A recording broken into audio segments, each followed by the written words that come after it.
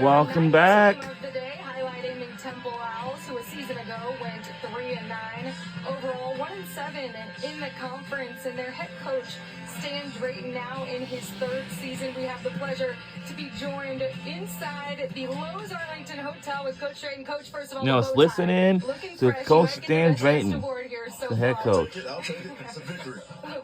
For you, as you look back to year one, you inherit a lot of players. Year three now, just less than 10 guys remain. How have you created this influx of players, the type of players that you're looking to recruit in your program at Temple? Yeah, everybody kind of talks about the climate we're in, and you hear a lot of some negative narrative. There's a positive narrative to it as well. And for us and building a roster and, flipping the roster and building some depth, some quality depth, the portal has really helped us over the last couple of years to do that. So we're really excited about what we put together. The only issue with that is you got a bunch of guys that acclimate into your program that you don't know how they're going to be on game day, right? And that's what we're trying to figure out, trying to create the adverse situations now so that we won't have any surprises on actual game day. So it's been fun. It's been interesting. I was used to be in the marching band. Calling this team, saying you're different athletically right now. That was a quote that, in terms of bringing in this new talent like Morgan touched on, what are some of the areas that you feel like you guys have improved most just in terms of that athleticism? In the trenches. It's where we had to get better. In year two, we got injury stricken in that D-line, and it really just changed the whole trajectory of where we were going for the rest of the season. So I didn't want to live that again. We had to really go vet the D-line and the O-line and bring in some quality depth. We did it by way of high school, transfer portal, and we've put together a good depth of guys where we can get 3D in both of those two positions. So I just think the trenches is where the most voids were, and we had to fill them in a hurry. Coach, I know last year, to me, it had to be an outlier. Defensively, only 5 takeaways, right? Yeah. And I know that's something that was just frustrating Yeah. for your group. It wasn't like they weren't trying to get them, but only 5. And it's tough to win, right, if you're not taking the ball away. No question. So is it something, am I correct? Was that just kind of an outlier, or what do you do differently defensively next year? Create a pass rush. Yeah. That would help. Stop the run. I mean, again, it's all about the trenches. And when you are lacking in depth, right, how do you practice? Yeah. How do you get guys better when you're lacking depth? It just doesn't happen. If you don't have competition in the room, guys don't get better, and that's what we were lacking. So we had to just build a roster where we're going to be competitive in every position. I think we've done that for the first time since I've been at Temple, is create competition in every position we want. So in terms of takeaways, it starts up front. But still, it's still my team. Trying to make offenses one-dimensional, Yeah. And then that's when those things happen. It also happens with a football IQ in the secondary. Guys making the right decisions at the right times, and I think we lacked in that area as well. So, but I think that again, addressing those issues in the offseason with recruiting, I think we'll be in better shape. Also in the offseason, you brought in, you'll now have 2 defensive line coaches. That was a move you made this offseason. Why? And tell us about, those 2 coaches and what benefit that's going to give you guys. Because we didn't get takeaways, we're applying pressure on the quarterback, and I was just thinking that with all the miscommunication that we had on the back end and the secondary needed to hear one voice, and then we need to specialize the development on the D-line. All right, so by bringing an interior D-line coach and an outside a defensive end coach, really specializes their development. All right, again, we're in this climate where we don't know how long we're going to have these players. Okay, so in my opinion, knowing that the trenches are the most important, that you have to really put that time and development in those positions. I put my investment in trying to get 2 coaches to coach the D-line, 1 voice for the secondary, and I think we'll be operating in good functionality. We'll have a change of quarterback this year. Yeah. Evan Simon moves over from Rutgers. What do you expect that quarterback competition to look like? And is this a decision where you're trying to have a guy by the end of camp, or work through non-conference games and give a couple different guys looks? What do you expect that to look like? It really depends on how fast they come along. I mean, really good competition. Evan Simon's doing a great job. There's a learning curve there. Forrest Brock is a guy who came in and took some time off of EJ when EJ was hurt. There's a playing experience, of a curve that he's got to go through. Both of them were very, very intentional during the course of spring. The competition is real. I would love to have that solidified a couple of weeks prior to going into Oklahoma. But if it's not, then I'm going to have to make the midstream adjustment in the proper way to make sure that we're functioning as an offense. The one thing I can say is that we've enhanced the surrounding cast. We're better at wide receiver, we're better at running back, we're better at offensive line, where we can alleviate some of the pressure that position is going to have. But still not quite ready to make that decision, but it is healthy competition going on for sure. Coach, I'm curious. You talked about the roster turnover, right? So now that comes back on you as a head coach, roster management. Yeah. Is it in today's day and age? Because how much for a long time in college football was always about culture and continuity. It's hard to do that now with this roster turnover. So that actually gets pushed back on you, like kind of, I guess, coaching the way you deal with teams, right? Your team. Yeah, no question. And I still believe that to win and win big, you're still going to need continuity. Yeah. You're going to have some way to develop some relationships. These guys got to play together and for each other. So philosophically, our program has not changed that way. We're still tough, right? We're still Temple tough, man. And whatever adversity, you call this climate adversity, we got to survive it. Yeah. We got to deal with it. It ain't going nowhere, so don't complain about it. Just figure it out. And that's the mindset of our coaches, our leadership, and our players. We're just going to figure it out. We're not going to make excuses, and we're going to find out what's going to be the best formula for Temple to win. We mentioned the Temple Tough, and the single-digit jerseys has been such a great tradition at Temple long before you arrived there.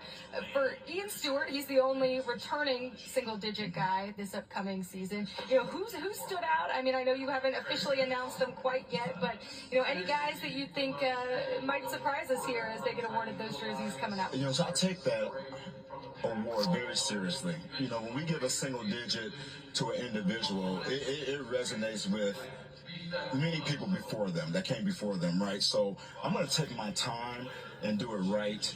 We are in a different climate that does change the way we probably go about finding our single digits or defining our single digits, but we've brought some guys in that hadn't played a down that are acting like single digits right now, and I'm having to get used to that. The first year we did it, I let the coaches vote because we didn't know the players, right? And again, I just didn't want to put the wrong, and I made mistakes, all right? There was guys that were wearing single digits that probably shouldn't. In year two, I put the vote on the players, saying that they know each other. They know what's going on behind door number 2, and is this guy really a single digit? He may be a single digit in front of me, but behind closed doors, he's not acting like a single digit. I made some mistakes that way. It became a little bit of a popularity contest, right? So now I think I'm just going to rely on both player and coach. We're going to vet this thing out. We have a criteria in place, and they have to meet the criteria. And number 1, they have to be Temple tough, right? And number 2, they have And to hello, be beautiful selfless in their people. approach. Welcome to the 2024 American Football Kickoff. I'm finding out that there's a lot of guys that are carrying those traits. So it's going to be tough for us, which is a good thing. Coach, you talked about building a foundation and these pieces and the depth. What is the expectation for this season? They're not jumping all the way ahead to any sort of crazy goal, so to speak, but within the building, what are you telling your team? Hey, this is what the expectation is this year, and this is the next step for Temple. Our goal will always be to win an American Conference. We're always going to have it up front, right? But the goal for us is to play with a soul. Okay, we need to be a selfless football team that takes ownership of whatever job responsibility we give them, and we do it in a unified manner. And we got to play with a larger purpose. We got to play for grit. We got to play, for each other. And I just think going into the season, we're going to prove ourselves right. We're not going to buy into the expectations or the polls or what everybody is saying. We're going to invest our time into us, and we're going to try to prove us right. And whatever that looks like. So we're trying to change the narrative, and we're going to do it. Coach, you're a former All-American running back, so I'm a former running back, so we love Congratulations, by the way. We love to run the ball. Thank you. Good for you, man. We love to run the ball. Let's talk about that running back room. I know Littleton transferred in from Maryland, right? So let's talk about the depth of that room and what you got to run the football. One of the most improved positions on the team. That and the offensive line, which is a good combination for running the football. And I think that is something that we have to do a lot more of this year, as we solidify that quarterback position, kind of let that position kind of develop as the season goes. But we have got to establish the run. And I think that we've got 4 guys in that room that can actually take take that ball and do some special things with it, which I'm excited about. And, just the movement that we're starting to create up front, is giving that a real possibility. So I'm excited about it. Coach, a challenging schedule, and for conference play, you open up against both of the service academies. Those will be your first 2 games with Navy and then Army coming into the conference this year. What challenges do they present, and also how much of a benefit is that for you to get the service academies, sort of out of the way early with the different style of football that they play? Well, I know we got to talk about the first game that I'm really focused on. It's Friday night in Norman. Yeah, Friday night in Norman. I want to put a good product on the field there. What a great opportunity on the Friday night, one of the first games of the season, right? The exposure is going to be there for Temple University. Oklahoma puts together an unbelievable atmosphere. It's going to be great for our players. And I got players that say they want to play in the NFL. Well, we got some great competition. This is something that the American doesn't shy away from, is playing talent like that. So I'm excited about putting that product on the field first. But Navy, following up after that game too, it's going to be a challenge for us. I know they're a much improved football team. He's feeling great about the roster that he's put together over the last year. We played them last year and actually had an opportunity to come away with a victory. But we know that they're going to bring a level of toughness that you got to just prepare for every single year, okay? And to play those 2 teams and to have those 2 teams, number one, in the conference together is pretty freaking awesome. The rivalry that they're bringing to the American is pretty, it's just so special that way. But we're going to be one game at a time and, take the approach to try to win every single one we play against that week, so. Well, Coach, thank you for joining us today. Thank you. We're really looking forward to seeing you all open things up at Oklahoma in week 1. And that was from Stan Drayton, the head coach for Temple University, head football coach. Now let's try to go over here to hear one of our football players. To the Temple Owls, as we have defensive tackle Demaric Morris as well as wide receiver Dante Wright. You guys welcome in 42 That's Dante Wright. players to the football program this year. 42 new faces. That's going to be challenging to get those guys ready to go, but you can at least steer the way for them, having transferred in from Colorado State a year ago. What is some of the Actually, challenges? you got a couple of in guys, getting actually. that I don't many know. guys Depends. ready for week 1? I think just having everyone buy in. I think just knowing that it's really important for that offseason to just gel together, just understanding that we have to play together and just trusting the people on your left and your right to That's get their Dante job done. Wright, one of my And that's favorite just players. Demaric, a part of that is knowing what Temple Tough means. And that's How why I are you have the describing brand that to new these game of the players? EA Sports College Football 25 because it's a fun game. Have a gritty mentality, a chip on your And that's shoulder, ready to work Demaric every single Morris, day. That one of my type favorite mindset players. will In get us fact, in a we very got far 2 state as a football championship players. status, and that will help our program grow. I imagine you guys have a pretty big chip on your shoulder after finishing out conference play 1-7 last year. What steps have you taken in spring ball to improve? We're just understanding how to practice, and I think just learning as a group. We have goals that we have as a team, and we just want to be able to execute and just play for each other. Demaric, for you guys on the defensive side of the ball, how do you change the narrative from what happened last year to what you guys want to all accomplish this season? Just bringing some guys in that really is ready to work. Just like you said, we got new transfers in, so defensively the team looks different, but the standard is still high, and the intensity level is still high. So we just gotta get off the ball and do what we do and make plays. Quarterback position is still a big question mark, obviously, after E.J. Warner transferred out, but you've been able to see and be a part of the quarterback battle that's been brewing over there at Temple, playing with them as a wide receiver. What have you seen from those guys?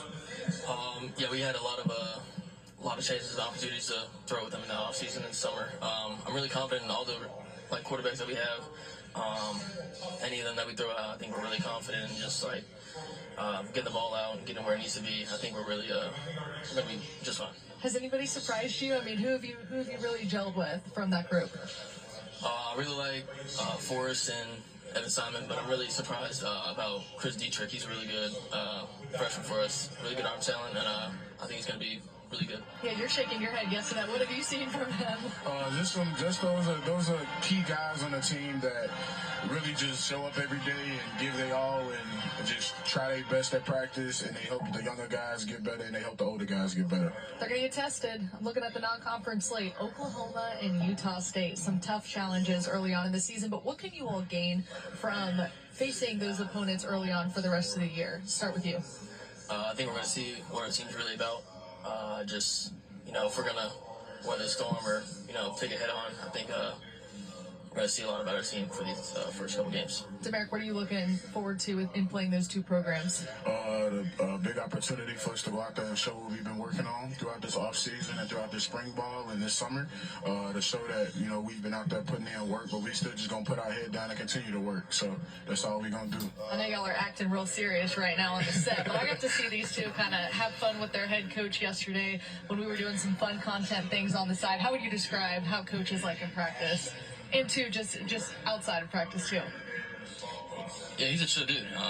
He likes to have fun too, but he knows that there's time where we gotta go to work too. So he has a really good balance of having fun and going to work. So we see both sides of it. So he's very chill. He's very chill but very serious at the same time. You don't want to see him mad, but you be wanting to see him happy, so we try to keep him happy most of the time. Yeah. So, yeah. I bet. Well, thank you guys so much for taking the time to preview the season. Good luck to you this season as well. East Carolina will be up next. We will hear from head coach Mike Houston with Morgan and the guys over at the Big Set.